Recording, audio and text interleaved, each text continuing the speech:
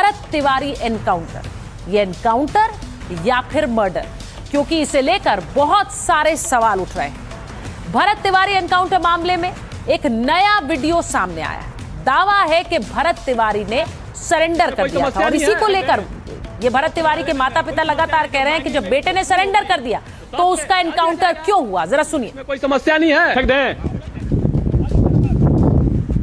रुकिए, लीजिए, हथियार इनको दे दिया गया। मेरा यही मांग है कि समाज में और ये पूरे देश में आज के बाद कोई भी नेता, मंत्री, विधायक, कोई भी अधिकारी समाज के साथ खिलवाड़ नहीं करेगा, झूठा वादा नहीं करेगा। अगर करेगा तो उसे किसी भी हाल में पूरा करना पड़ेगा और नहीं करेगा तो मेरे जैसे लोगों को हथियार उठाना पड़ेगा। कुछ इस तरह से इन शब्दों में रख रहा था। उसने सरेंडर कर दिया था, यही बात माता पिता कह रहे हैं। इसके बावजूद उसका एनकाउंटर क्यों किया गया?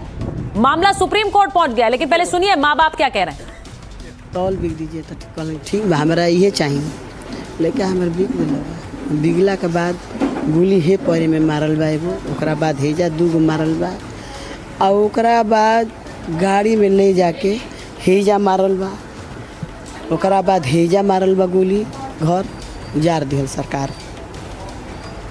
जवान लड़का हम पोस पाल के अपना से मेरे हमारे आवाज़ को प्रधानमंत्री जी नरेंद्र मोदी जी है, गृह मंत्री हैं, उनको आवाज़ पहुंचाइए कि हमारा बच्चा निर्दोष है। अगर नियम है का तो हथियार डाल देने के बाद मारने का, हथियार डालने के बाद तो इनकाउंटर करना। ना। तो माता पिता कह रहे हैं कि जब हथियार डाल दिए तो क्यों एनकाउंटर। भरत तिवारी एनकाउंटर का मामला सुप्रीम कोर्ट पहुंच गया। फर्जी एनकाउंटर बताते हुए याचिका दायर हुई थी।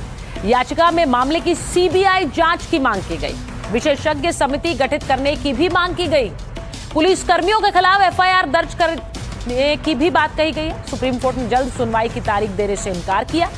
याचिकाकर्ता को रजिस्ट्रार के सामने मेंशन करने के लिए कहा है। अब आपको ये बताऊं कि इस पूरे मामले में बिहार की सम्राट चौधरी की सरकार घिर रही है। बार बार पूछा जा रहा है कि एनकाउंटर क्यों किया जब हथियार डाल दिया था। आपको ये बताऊं कि भरत तिवारी के घर आज खेसारी लाल यादव पहुंचे। ये देखिए तस्वीर। अब इस मामले में राजनीति हो रही। तेजस्वी यादव पहले ही इस मामले पर सवाल उठा चुके हैं, आज खेसारी पहुंचे। भरे हुए हैं, उसको लेकर खेसारी लाल यादव खुद परिवार से मिल रहे हैं और परिवार माँ उस बेटा की शहादत को पूर्ति तो नहीं कर सकते, बट उस माँ के लिए जितना हो सकता है प्रयास करेंगे जो एक बेटा बनकर उनका सेवा करें।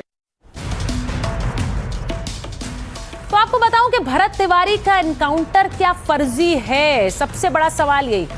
ये विवाद बढ़ा तो सम्राट चौधरी की सरकार ने फैसला लिया। मामले की जांच के लिए न्यायिक आयोग का गठन कर दिया गया। हाईकोर्ट के एक रिटायर्ड जज इसकी अध्यक्षता करेंगे। न्यायिक आयोग अपनी रिपोर्ट सौंपेगी। सरकार को यह रिपोर्ट सौंपनी होगी। लापरवाही को देखते हुए पुलिस मुख्यालय ने यह एक्शन लिया है। अब आपको यह बताऊं कि जिस तरह से भरत तिवारी की हत्या की गई, एनकाउंटर किया गया, उसके बाद सम्राट चौधरी की सरकार पर एनकाउंटर्स को लेकर सवाल उठे कि यह सरकार तो एनकाउंटर वाली सरकार बन गई है और इस पे अब एक तरह की जातीय जंग भी शुरू हो गई है। वो इसलिए क्योंकि बिहार सरकार में ही जीतन राम मांझी कह रहे हैं कि एनकाउंटर बिल्कुल सही है, वहीं बिहार सरकार के कुछ मंत्री इस एनकाउंटर को गलत बता रहे हैं। अब इस एनकाउंटर मामले से जुड़े एसएचओ और 2 दरोगा सस्पेंड कर दिए गए। एक एएसआई और एक सिपाही को भी तुरंत सस्पेंड किया गया। पूरे मामले की कमान शाहाबाद रेंज के डीआईजी को सौंपी गई। फोरेंसिक और वैज्ञानिक जांच भी तेजी से चल रही है। इस पूरे मामले पर बिहार पुलिस मान रही है कि लापरवाही हुई है।